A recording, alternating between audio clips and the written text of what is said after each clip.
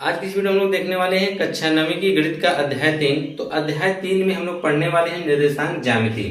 तो निर्देशांक ज्यामिति को हम लोग समझने से पहले देखेंगे कि चतुर्थांश क्या होता है, क्योंकि चतुर्थांश के ऊपर ही हम लोग निर्देशांक ज्यामिति को पढ़ते हैं। तो चतुर्थांश क्या होता है, तो आइए आपको बताते हैं। देखिए, चतुर्थांश क्या होता है कि दो रेखाएं एक दूसरे को इस प्रकार से क्या करती हैं, काट देती हैं।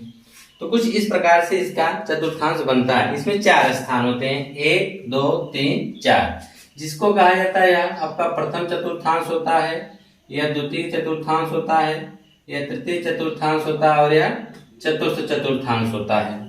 ठीक इसी वजह से इसको कहा जाता है चतुर्थांश। इसमें 4 स्थान पाए जाते हैं, जिसकी वजह से इसको क्या कहा जाता है, चतुर्थांश कहा जाता है।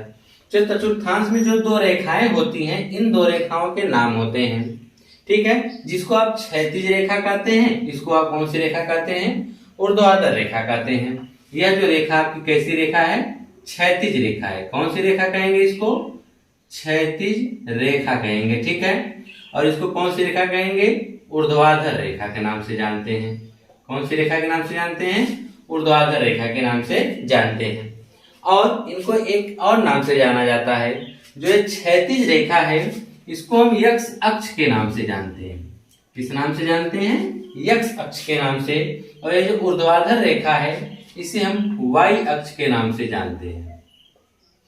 जो क्षैतिज रेखा है, इसको यक्ष अक्ष के नाम से जाना जाता है, और ये जो ऊर्ध्वाधर रेखा गई है, इसको हम वाई अक्ष से जानते हैं। ठीक है, और जहां पर ये दोनों रेखाएं एक दूसरे को काट देती हैं, उसको कहा जाता है मूल बिंदु। क्या कहते हैं, मूल बिंदु के नाम से जाना जाता है। जहां पर एक्स अक्ष और वाई अक्ष एक दूसरे को क्या करते हैं, काट देती हैं, वहां पे हम क्या मानते हैं, मूल बिंदु। या क्या होगा, आपका मूल बिंदु होगा। इतनी चीजें तो आपको समझ में आ गई। तो जिस प्रकार से हम लोगों ने संख्या पद्धति में जैसे संख्याओं को दर्शाने के लिए हम लोग क्या करते थे, एक संख्या रेखा खींचते थे। तो यहाँ पर हम 0 से इस तरफ दाहिने तरफ जो संख्या लेते थे, कैसे लेते थे, धनात्मक लेते थे। क्या लेते थे, धनात्मक। और 0 से बाईं तरफ संख्याएं क्या लेते थे, ऋणात्मक लेते थे। ठीक उसी प्रकार से हम लोग इसमें भी जो यह आपका मूल बिंदु है, मूल बिंदु से दाहिनी तरफ, यह अक्ष की बात हम कर रहे हैं, मूल बिंदु से दाहिनी तरफ जितनी भी संख्याएं रहेंगी वह धनात्मक ली जाती हैं। कैसी ली जाती हैं, धनात्मक ली जाती हैं। या यूं कह सकते हैं कि मूल बिंदु से दाहिनी तरफ जो एक्स अक्ष होता है वह कैसा होता है, धनात्मक होता है। और मूल बिंदु के बाईं तरफ जो आपका एक्स अक्ष होता है वह क्या होता है, ऋणात्मक होता है। यानी आप कह सकते हैं जो एक्स अक्ष है, मूल बिंदु से दाहिनी तरफ धनात्मक होता है, मूल बिंदु से बाईं तरफ ऋणात्मक होता है। अगर हम देखें वाई अक्ष की बात करें, तो मूल बिंदु से ऊपर की तरफ जो वाई अक्ष होता है वह प्लस में होता है, और नीचे क्या होता है, माइनस में होता है। इतनी चीजें आपको समझ में आ गई कि जो क्षैतिज रेखा है, इसको एक्स अक्ष के नाम से जानते हैं। जो ऊर्ध्वाधर रेखा है, उसे वाई अक्ष के नाम से जानते हैं। जहां एक दूसरे की दोनों रेखाएं काट देती हैं, उसे मूल बिंदु के नाम से जाना जाता है। और मूल बिंदु के दाहिनी तरफ जो हमारा एक्स अक्ष होता है वह धनात्मक होता है, मूल बिंदु के बाईं तरफ जो हमारा एक्स अक्ष होता है वह क्या होता है, ऋणात्मक होता है। और मूल बिंदु के ऊपर हम जाएंगे, जो आपका वाई अक्ष होगा वह कैसा होगा, धनात्मक होगा। मूल बिंदु के नीचे की तरफ हम जब आएंगे तो वाई अक्ष कैसा होगा, ऋणात्मक होगा। अगर इसमें हम संख्या रेखा को भी दर्शाना चाहें तो इस प्रकार से दर्शा सकते हैं। जैसे कि यहाँ पर मूल बिंदु जो होता है 0 हो जाएगा। क्या हो जाएगा, 0। और यहाँ पे हम दर्शाएंगे तो आपका 1 हो जाएगा, 2 हो जाएगा, 3 होगा, 4 5 6। बाकी संख्याएं अपनी आवश्यकता के अनुसार जैसा क्वेश्चन में कहेगा वैसे आप संख्या को आगे बढ़ा सकते हैं। अगर मूल बिंदु के इधर बाएं तरफ हम देखेंगे, इधर ऋणात्मक होगा, तो -1 -2 -3 -4 और -5 होगा। उसी प्रकार से अगर हम वाई अक्ष की बात करें, तो वाई अक्ष में अगर हम ऊपर की तरफ जाते हैं तो यहाँ पर आपकी संख्याएं सभी धनात्मक मिलेंगी। लेकिन यह 0 आपने किसका लिखा है, एक्स अक्ष का लिखा है ना। तो जब ऐसी संख्या ऊर्ध्वाधर होगा तो भी यहाँ पर इसका 0 होगा, इसका भी हम बगल में 0 लिख देते हैं। तो इसलिए जो आपका मूल बिंदु होता है वह 0, 0 होता है। मूल बिंदु क्या होता है, जो यहाँ पे आपका मूल बिंदु आएगा वह क्या आया था 0,0, जिसे आप मूल बिंदु कहेंगे। वह 1,0 जो होता है x अक्ष का होता है और यहीं पर 1,0 क्या होता है y अक्ष का होता है। इसलिए दोनों का जो मूल बिंदु का जो निर्देशांक की हम बात करेंगे वह क्या होता है 0,0 होता है। तो मूल बिंदु से जब हम ऊपर की तरफ जाएंगे तो 1 होगा, 2 होगा, 3, 4, 5, 6, बाकी ऊपर बढ़ा सकते हैं। नीचे की तरफ हम देखेंगे तो -1 हो जाएगा, -2 हो जाएगा, -3, -4, -5, -6, कुछ इस प्रकार से आप बना सकते हैं। तो यह हो गया निर्देशांक और उसके ऊपर जो दर्शाए गए अंक इस प्रकार से होंगे। और सबसे बड़ी जो इसमें अहम भूमिका होती है वह होती है चिन्ह की। चिन्ह का मतलब क्या होता है कि किस चतुर्थांश में कौन सा चिन्ह होता है। 4 चतुर्थांश हैं, इसमें 4 स्थान है ना, इन चारों खाने में चिन्ह का बहुत ही मतलब होता है। लेकिन हम आपको बता दें इसमें 2 ही अक्ष आप पढ़ रहे हैं, x अक्ष और y अक्ष। तो इसमें हम जब बिंदुओं को दर्शाया जाता है, बिंदुओं को दर्शाने का मतलब आपको कोई एक बिंदु दे दिया जाएगा। जैसे कि हमने दे दिया कि 5,3, तो बताइए यह 5,3 इस चतुर्थांश में कहां पर स्थित है। तो इसको आप ढूंढेंगे, तो ढूंढने के लिए आपको यह देखना पड़ेगा कि यहाँ पर जो दोनों मान दिए गए हैं किसके किसके हैं। तो यह जो 5 होता है पहला वाला, इसको हम कहते हैं भुज। जो 5 होता है उसको हम क्या बोलेंगे भुज, और जो 3 होता है उसको हम नाम देंगे कोटिका। यानी आप यह कह सकते हैं कि अगर आपके सामने 2 बिंदु दिए गए हैं तो पहले वाले बिंदु को हम क्या कहेंगे भुज कहेंगे, और दूसरे वाले बिंदु को हम क्या कहेंगे कोटि कहेंगे। जो यह भुज होता है यह x अक्ष पे दर्शाया जाता है। किस अक्ष पे दर्शाया जाता है, x अक्ष पे जो दर्शाए गए बिंदु होते हैं वह भुज होते हैं, और y अक्ष पे जो दर्शाए गए बिंदु होते हैं वह क्या होते हैं कोटि होते हैं। x अक्ष पे जो दर्शाया गया है, यह जो x अक्ष है इस पे जितने भी बिंदु दर्शाए गए हैं यह आपके भुज कहलाएंगे, ठीक है। और y अक्ष पे जो दर्शाए गए बिंदु हैं वह आपके क्या कहलाएंगे कोटि कहलाएंगे। तो कोई भी बिंदु अगर आप दर्शाते हैं तो वहां पर जो भी बिंदु लिखा जाएगा उसका जो पहला वाला होगा वह x अक्ष पे दर्शाए गए बिंदु को निरूपित करेगा, और दूसरा बिंदु जो y अक्ष पे दर्शाए गए बिंदु को क्या करेगा निरूपित करेगा। तो यह इसकी स्थान बताते हैं। तो अब हम जानेंगे कि अगर कोई भी बिंदु आपको दर्शाना है तो पहले आप क्या लिखेंगे भुज लिखेंगे, फिर आप क्या लिखेंगे कोटि लिखेंगे। पहले आप क्या लिखेंगे भुज लिखेंगे, फिर क्या लिखेंगे कोटि लिखेंगे, ठीक है। तो याद रखिएगा, जैसे कि अब हम भुज और कोटि की बात करते हैं तो यह तो हो गया, आप समझ चुके हैं। अब हम बात करते हैं चिन्ह क्या, चिन्ह परिपाटी की। तो देखिए जो पहला चतुर्थांश होता है यहां से लेकर यहां तक यही आपका पहला चतुर्थांश है, ठीक है, यही ना आपका पहला चतुर्थांश है। तो देखिए पहला चतुर्थांश यह हो गया। तो पहले चतुर्थांश में जब हम चिन्ह की बात करेंगे कि पहले चतुर्थांश में कौन सा चिन्ह होगा, उसमें भुज और कोटि के जो मान होंगे या कह सकते हैं निर्देशांक होंगे वह कैसे होंगे। तो हम आपको बता दें कि हमने बताया कि यह आपका भुज है, x अक्ष पे जो दर्शाए गए बिंदु है क्या कहलाएंगे भुज कहलाएंगे आपके। तो सबसे पहले हम भुज को निरूपित करते हैं। तो भुज वाला सिरा देखिए आपका कैसा है, धनात्मक है ना, यहां से लेकर यहां तक ये सब सिरा पूरा भुज वाला कैसा है धनात्मक है। इसका मतलब यह आप कह सकते हैं कि जो भी इसके जो मान आएंगे वह कैसे आएंगे धनात्मक आएंगे। कैसे आएंगे धनात्मक आएंगे। और y अक्ष वाला सिरा भी देखिए यह है, पहले x अक्ष को व्यक्त करेंगे फिर y अक्ष को। तो x अक्ष के जितने भी यहाँ पर मान दिख रहे हैं, जितने भी निर्देशांक दिख रहे हैं सबके सब क्या है धनात्मक है, और y अक्ष के जितने भी निर्देशांक दिख रहे हैं तो कैसे हैं सब धनात्मक हैं। तो जो आपका चिन्ह परिपाटी है यानी पहले चतुर्थांश में आप कह सकते हैं कि भुज और कोटि दोनों के दोनों क्या होंगे धनात्मक होंगे, ठीक है। क्यों धनात्मक होंगे, क्योंकि पहले हम क्या व्यक्त करेंगे पहला चतुर्थांश देखिए यहां से लेके यहां तक यही ना आपका पहला चतुर्थांश है। और पहले चतुर्थांश में जब हम बिंदुओं को निरूपित करेंगे तो पहले क्या लिखेंगे पहले भुज लिखेंगे फिर कोटि लिखेंगे। भुज क्या है जो x अक्ष पे दर्शाए गए निर्देशांक हैं, कोटि क्या है y अक्ष पे दर्शाए गए जो निर्देशांक हैं। तो x अक्ष पे जो निर्देशांक हैं दर्शाए गए निर्देशांक वह कैसे हैं धनात्मक हैं, और y वाले भी कैसे हैं, धनात्मक हैं। तो आप यही कहेंगे कि पहले चतुर्थांश में भुज और कोटि दोनों के दोनों क्या होते हैं, धनात्मक होते हैं। अब दूसरे चतुर्थांश की हम बात करेंगे। दूसरा वाला देखिए यहाँ से लेकर यहाँ तक है, यह वाला, ठीक है। यह टोटल कैसा है, दूसरा चतुर्थांश है। तो दूसरे चतुर्थांश में भी सबसे पहले हम भुज को लिखेंगे, फिर किसको लिखेंगे, कोटि को लिखेंगे। तो भुज वाला आपका ये सिरा है, x अक्ष। पहले हम x अक्ष को व्यक्त करेंगे ना। तो यह x अक्ष देखिए कैसा दिख रहा है, यह तो x अक्ष ऋणात्मक दिख रहा है। और y अक्ष की बात करेंगे तो y अक्ष आपका क्या है, धनात्मक है। तो आप समझ चुके होंगे कि इसमें क्या होता है, भुज ऋणात्मक होता है और कोटि कैसी होती है, धनात्मक होती है। तो यहाँ पर जो आपका भुज होगा वह ऋणात्मक होगा और कोटि कैसी होगी, धनात्मक होगी। किस चतुर्थांश में, दूसरे चतुर्थांश में। अब हम तीसरे चतुर्थांश की बात करते हैं। तो तीसरा चतुर्थांश देखिए यहाँ से लेकर यहाँ तक है, यही आपका तीसरा चतुर्थांश है। यहाँ से ऐसे लेकर ऐसे, देख रहे हैं कि नहीं, ये आपका तीसरा चतुर्थांश है। तो इसमें भी आप क्या करेंगे, सबसे पहले भुज लिखेंगे, फिर क्या लिखेंगे, कोटि लिखेंगे। तो भुज में आप देखें तो आपकी भुज कैसी है, ऋणात्मक है, और कोटि भी आपका क्या है, ऋणात्मक है। यानी भुज और कोटि दोनों के दोनों कैसे हो गए, ऋणात्मक हो गए। तो आप यही कहेंगे कि तीसरे चतुर्थांश में भुज और कोटि दोनों के दोनों कैसी होती हैं, ऋणात्मक होती हैं। अब चौथे चतुर्थांश की हम बात करते हैं।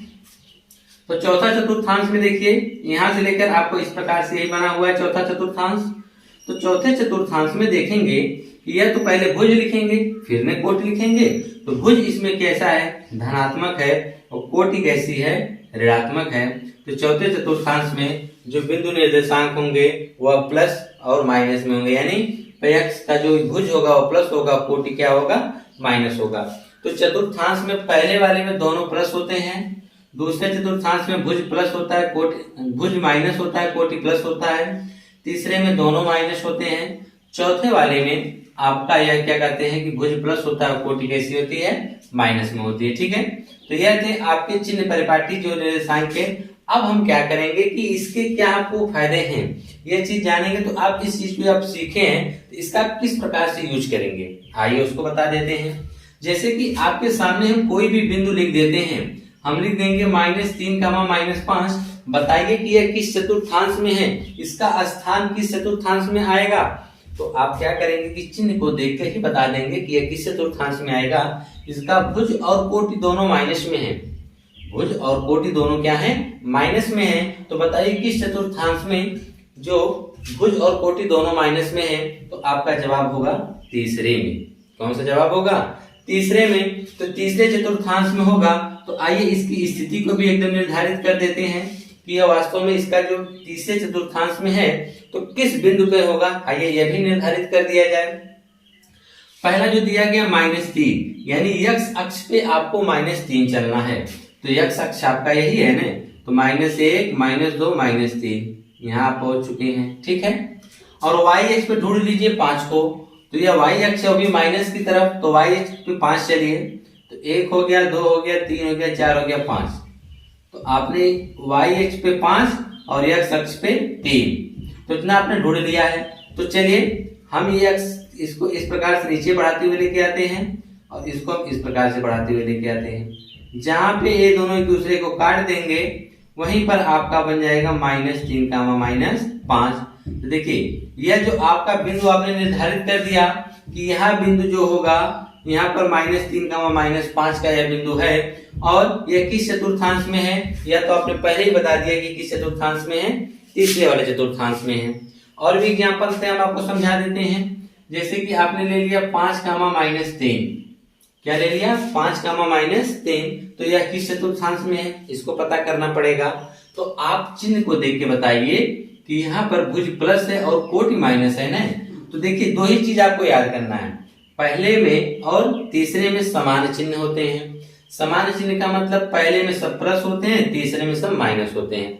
इतनी चीजें अगर आपको तैयार हैं तो बस आपको इन्हीं दोनों में से डिफरेंट करना है। सिर्फ एक का तैयार कर लीजिए कि दूसरे में भुज माइनस होता है। दूसरे में जब भुज माइनस होगा तो चौथे में भुज क्या होगा, प्लस होगा। यह तो आपको ऐसे ही याद हो जाएगा कि पहले में दोनों प्लस होते हैं, तीसरे में दोनों माइनस होते हैं। यह तो ऐसे याद हो गया। बस याद क्या करना है, इसमें इनमें से कोई एक को याद कर लीजिए आप कि दूसरे में भुज माइनस होता है। जब दूसरे में भुज माइनस होगा तो चौथे में भुज क्या होगा, प्लस होगा। तो यहाँ पे देखिए भुज क्या है, माइनस है कि प्लस। तो भुज हम देख रहे हैं कि हमने तो याद किया है कि भुज माइनस होते हैं, किसमें, दूसरे वाले में।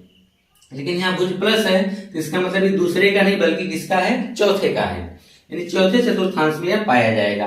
तो चौथे चतुर्थांश में किस बिंदु पे पाया जाएगा कि जहां पर यह 5 माइनस 3 है, यानी 5 माइनस 3 की जो बिंदु है वह कहां पर होगा। तो आइए वह बिंदु ढूंढते हैं कि यह जो निर्देशांक का बिंदु है वह कहां पर है।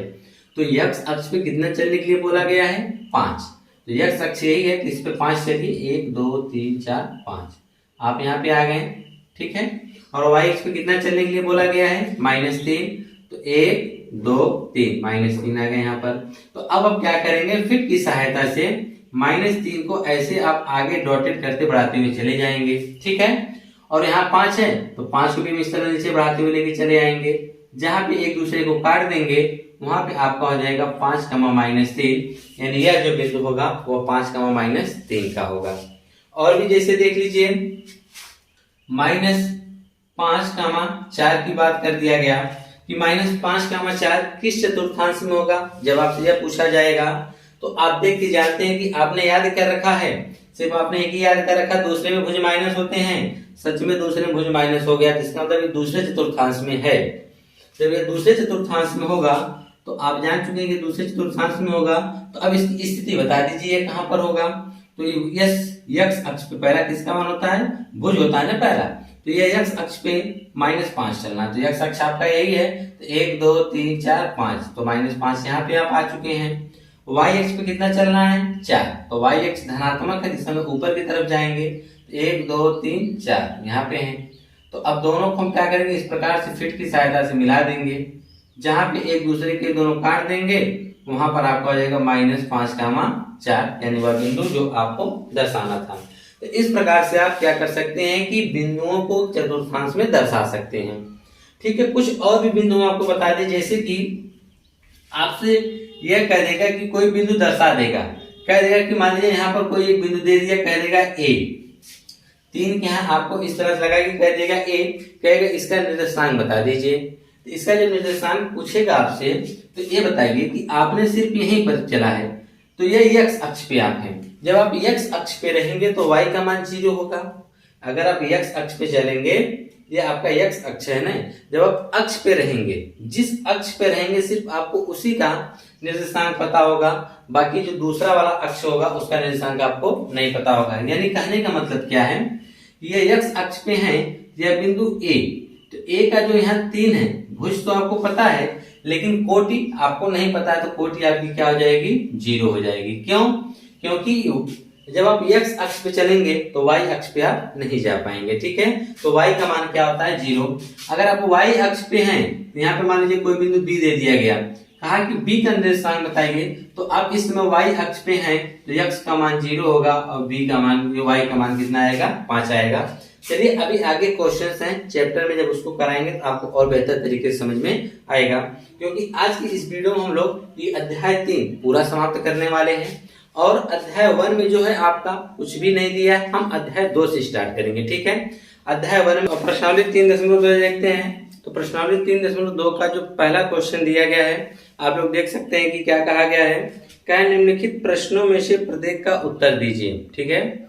जो आपसे वो प्रश्न पूछा गया है उसको आपका उत्तर देना है। तो पहला प्रश्न उन्होंने क्या पूछा है, कहा गया कि कार्तीय तल में किसी बिंदु की स्थिति निर्धारित करने वाली क्षैतिज और ऊर्ध्वाधर रेखाओं के क्या नाम हैं। ऊर्ध्वाधर रेखाओं के क्या नाम है, आपसे ये पूछा गया है।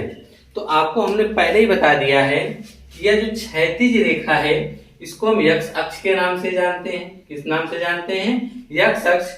और यह जो है आपकी ऊर्ध्वाधर रेखा, इसे किस नाम से जानते हैं, y अक्ष के नाम से जानते हैं। तो पहले का आपका उत्तर होगा x अक्ष और y अक्ष होगा, ठीक है।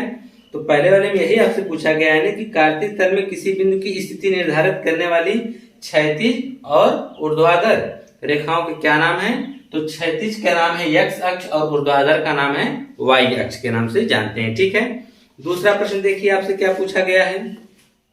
दूसरे प्रश्न में कहा गया है कि इन दो रेखाओं से बने प्रत्येक बने तल के प्रत्येक भाग का नाम बताइए। इन दो रेखाओं से जो बने भाग हैं, तो इन दो रेखाएं, एक ये आपका है और दूसरी है, ये दो रेखाओं से चार बने हैं ना, एक भाग, दूसरा, तीसरा और चौथा। तो इनके नाम बताना है। तो दूसरे का जवाब होगा, तो यानी प्रथम चतुर्थांश, द्वितीय चतुर्थांश, तृतीय और चतुर्थ। लिखेंगे प्रथम चतुर्थांश, प्रथम चतुर्थांश, ठीक है। फिर लिखेंगे द्वितीय चतुर्थांश, क्या लिखेंगे, द्वितीय चतुर्थांश। फिर लिखेंगे तृतीय चतुर्थांश और फिर लिखेंगे चतुर्थ चतुर्थांश। लिख लीजिएगा आप लोग। तो जो दूसरे वाले का आंसर होगा, उसने पूछा कि इन दो रेखाओं से जो बना प्रत्येक तल है उसका क्या नाम है। तो यह जो दो रेखाओं से चार तल बने हैं, प्रथम, द्वितीय, तृतीय और चतुर्थ, यह चतुर्थांश के नाम से जाना जाता है कि प्रथम चतुर्थांश, द्वितीय चतुर्थांश, तृतीय और चतुर्थ चतुर्थांश, ठीक है। तो दूसरे का आपका आंसर यही होगा, प्रथम, द्वितीय, तृतीय और चतुर्थ चतुर्थांश, ठीक है। इस प्रकार से आप लिख लेंगे। फिर आगे कहा है तीसरा वाले में, तीसरे वाले में कहा है कि उस बिंदु का नाम बताइए जहां ये दो रेखाएं प्रतिच्छेद होती हैं। तो हमने पहले ही आपको बता दिया है कि जहां पर ये दोनों रेखाएं एक दूसरे को प्रतिच्छेद करती है वह यह बिंदु होता है, जिसे हम क्या कहते हैं, 0, के नाम से जानते हैं। और इसको कहा जाता है मूल बिंदु। क्या कहा जाता है, मूल बिंदु के नाम से जाना जाता है। तो आप लिख सकते हैं तीसरे का जो आंसर होगा उसे हम क्या कहते हैं, मूल बिंदु। क्या कहते हैं, मूल बिंदु के नाम से जाना जाता है। आप चाहे तो लिख सकते हैं जिसे 0, से भी व्यक्त किया जाता है, ठीक है। तो ये थे आपके पहले क्वेश्चंस और उसके आंसर, ठीक है। तो आप लोग इसको कर लीजिएगा। आइए अब जो आपका निर्देशांक है वह दूसरा क्वेश्चन जो दिया गया है, आपके सामने एक डायग्राम बनाया गया है निर्देशांक का, तो हमने यहाँ पे बना दिया है। और इसी चित्र के माध्यम से जो चतुर्थांश है, इसी में जो दर्शाए गए बिंदु है, निर्देशांक है, इसी से आपसे क्वेश्चन किया गया है। तो ये आपके सामने प्रश्न पूछे गए हैं। उसने कहा है कि आकृति को देखकर निम्नलिखित के उत्तर दीजिए। यहाँ पे होगा निम्नलिखित के उत्तर दीजिए, ठीक है। क्या होगा, निम्नलिखित के उत्तर दीजिए, निम्नलिखित को लिखिए, जो भी दिया हो निम्नलिखित को लिखिए, दिया है निम्नलिखित को लिखिए, ठीक है। तो यहाँ का है बी के निर्देशांक, क्या बोला है, बी के निर्देशांक। तो चलिए ढूंढिए बी कहाँ है इसमें।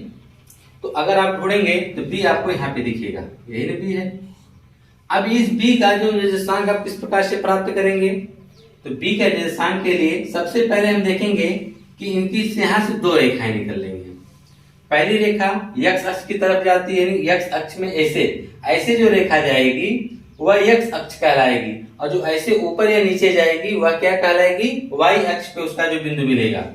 तो हम देख रहे हैं कि x अक्ष की बात कर रहे हैं, तो ऐसे में हम देख रहे हैं कि यहाँ पर है ना, तो क्षैतिज में अगर हम देखेंगे तो यहाँ से मूल बिंदु से देखिएगा, तो यहाँ से हम देखते हुए चले आए यहाँ पर। तो यहाँ पे x अक्ष पे कितना चला है, -5। पहले हम x लिखेंगे जिसमें भुज कहते हैं, और y अक्ष पे ऊर्ध्वाधर की तरफ देखेंगे तो ऊर्ध्वाधर की तरफ कितना चला गया है, 2। यानी इसके जो निर्देशांक होंगे वह -5, 2 होंगे। क्या होंगे, -5, 2। अब आप ढूंढेंगे कैसे, तो आप यह देखिए ना, यहाँ पर है, तो यहाँ पर यह क्षैतिज से कितना है, यानी पट में कितना है। तो हम यहाँ से मूल बिंदु से देख रहे हैं कि यह बिंदु यहाँ पर है ना, इससे यहाँ पर किसके ऊपर है, तो यहाँ से हम देखते हुए चले हैं 5 के ऊपर है, ठीक है। आज हम ऊर्ध्वाधर की तरफ देखते हैं, तो ऊर्ध्वाधर वाली रेखा पर हम देखते हैं, तो ऊर्ध्वाधर वाली रेखा किसके शीर्ष पर है, 2 के।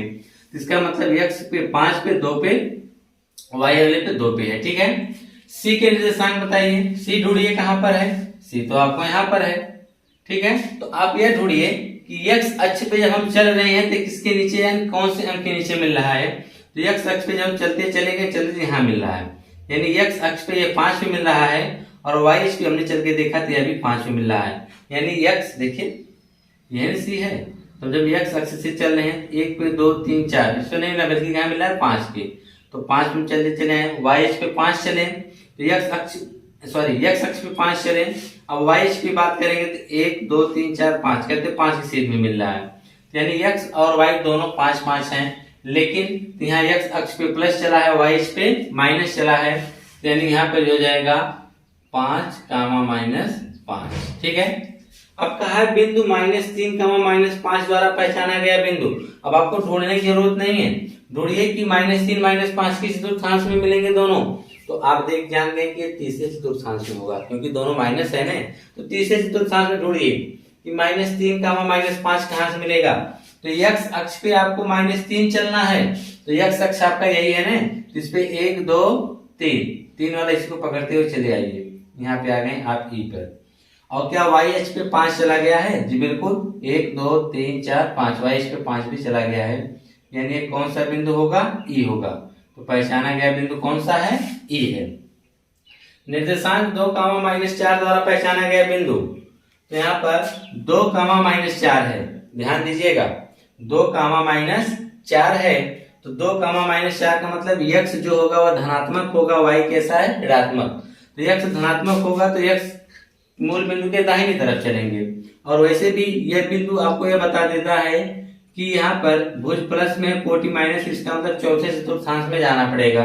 तो चौथे चतुर्थांश में देखिए कहाँ मिलेगा, 2, -4, तो x अक्ष पे हम 2 चलेंगे, 1 2, इसको पकड़ते हुए चले यहाँ पर। क्या देखिए कि यह y वाला भी फॉलो कर रहा है, -4 चला है कि नहीं, जी बिल्कुल -4 भी चला है और 2 भी चला गया, तो पहचाना गया बिंदु कौन सा होगा, कैपिटल जी होगा। ठीक है, अब कहा है डी का भुज बताइए, डी कहाँ ढूंढिए, जी बिल्कुल डी यहाँ पर मिल गया आपको। तो डी यहाँ पर है, तो डी का पहले आप निर्देशांक तो लिखिए।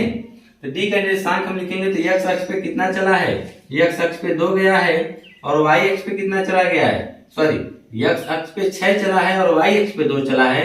इसके निर्देशांक क्या होंगे, 6, 2 होगा। और इसमें कहा गया है कि डी का भुज बताइए, तो पहला वाला जो होता है वह भुज होता है, दूसरा वाला कोटि होता है, तो डी का भुज क्या होगा, 6 होगा। अगर कहता है डी का कोटि बताइए तब आप जवाब देते हैं 2 होगा।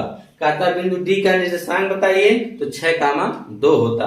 ठीक है, अब कहा है बिंदु यश का कोटि बताना है। यश ढूंढिए कहां पर है यश, तो यहां पर आपको यश दिख गया। तो पहले आप इसका निर्देशांक लिखिए कितना होगा। तो x अक्ष पे चलेंगे, तो x अक्ष पे आपने कितना आ गया, -5 आए, और y अक्ष पे चलते चले आए, तो y अक्ष पे हम चलते चले आए, कितना है, -3, यानी इसके निर्देशांक क्या है, -5, -3 है। लेकिन आपसे पूछा क्या है यार, पूछा यश की कोटि बताइए, तो दूसरा वाला मान क्या होता है, कोटि होता है ना, तो यह हो जाएगा -3, क्या होगा, -3 होगा। कहा है बिंदु यल के निर्देशांक बताइए, तो बिंदु यल ढूंढिए कहां पर है, तो बिंदु यल ढूंढेंगे तो आपको यहाँ पे मिल जाएगा, यही आपका क्या है, बिंदु यल है। तो बिंदु यल है, तो हमने बताया यह अक्ष पर है ना, जब यह अक्ष पे होगा तो दूसरा वाला 0 हो जाएगा, यानी y अक्ष पे है तो y का तो मान मिलेगा, लेकिन x वाला 0 हो जाएगा। तो इससे निर्देशांक क्या होंगे, तो x पे इन्होंने 0 चला है और y पे इन्होंने कितना चला है, 5 चला है। तो आपका जो है इसका निर्देशांक होंगे वह क्या होगा, 0, 5 होगा।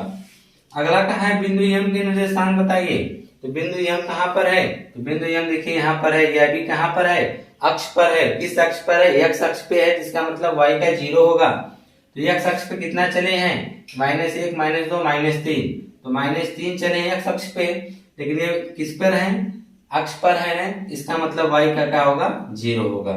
ठीक है, तो यह थे आपके प्रश्नावली 3.2। तो 3.2 में 2 क्वेश्चन थे, जैसा पहले आपको हमने बताया, पहले हम 3 क्वेश्चन पूछे गए थे, जिसका जवाब आपको हमने यहाँ पे लिख के दे दिया था। दूसरा वाला सवाल जो आपके सामने, जो अभी आपने इसको देखा, इसके एक प्रश्नावली और बची है 3.3, आइए उसको भी देखकर इस पूरे इकाई को ही क्या करते हैं, समाप्त कर देते हैं।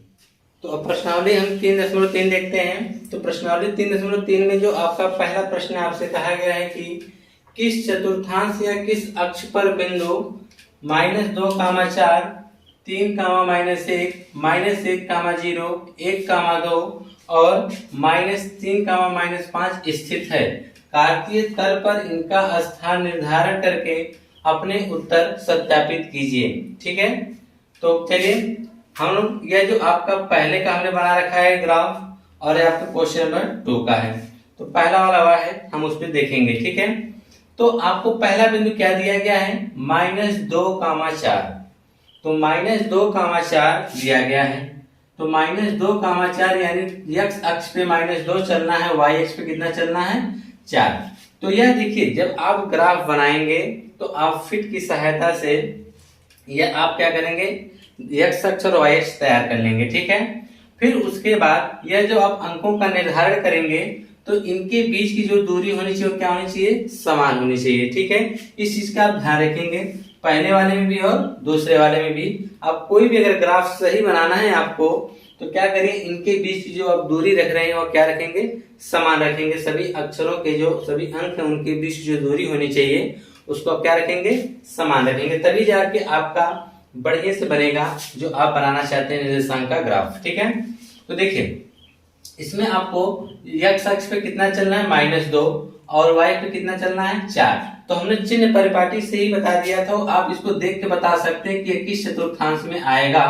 तो आप जानते हैं कि -2, 4 भुज किसका माइनस होता है, दूसरे वाले का। तो दूसरे वाले में भुज माइनस है जी, बिल्कुल माइनस है, तो इसका मतलब दूसरे चतुर्थांश में होगा। आपने तो कार्तीय तलीय चतुर्थांश का तो निर्धारण कर दिया है, लेकिन अब इसकी स्थिति बता दीजिए कहां पर होगा यार। तो x अक्ष पे 2 चलना पड़ेगा, तो आप आ जाइए x अक्ष पे 2, यहाँ पे आप आ गए हैं। ठीक है, और y अक्ष पे 4 चलना है, तो y अक्ष पे आप यहाँ पे क्या आ गए हैं 4। अब इन दोनों का हम क्या करेंगे, इसको हम ऐसे आगे बढ़ाएंगे धीरे धीरे करते हुए फीट की सहायता से, और इसको भी इस प्रकार से बढ़ाएंगे। ठीक है, तो अब आप यहाँ पे देखेंगे, यहाँ पे ये दोनों आके मिल चुके हैं, तो यहाँ पर आइए आपका बिंदु होगा -2, 4 होगा। तो पहला जो आपका यह जो बिंदु दिया गया है -2, 4, यह होगा आपका बिंदु, तो आपने निर्धारित कर ही दिया है। और किस चतुर्थांश में होगा, यह दूसरा चतुर्थांश कहलाएगा। कौन सा चतुर्थांश कहलाएगा, दूसरा चतुर्थांश कहलाएगा, या आप द्वितीय चतुर्थांश लिख सकते हैं। कौन सा लिख सकते हैं, द्वितीय चतुर्थांश लिख सकते हैं। क्या लिखेंगे, द्वितीय चतुर्थांश लिखेंगे, और आपने ग्राफिक बिंदु का भी निर्धारण कर दिया है। अगला वाला कामा दिया है, जो बिंदु जो दिया गया है 3, -1, तो इसमें देखिए भुज क्या है, प्लस में है और कोटि माइनस है ना। तो आप जानते हैं इसका भुज माइनस में था, तो इसकी कोटि प्लस में थी, दूसरे में था, तो इसका भुज कैसे प्लस में, जिसका मतलब चौथे में जाएगा। कहाँ जाएगा, चौथे वाले में जाएगा। तो चौथे वाले में जाने का मतलब क्या है कि x अक्ष पे 3 चलना पड़ेगा, y अक्ष पे -1 चलना पड़ेगा।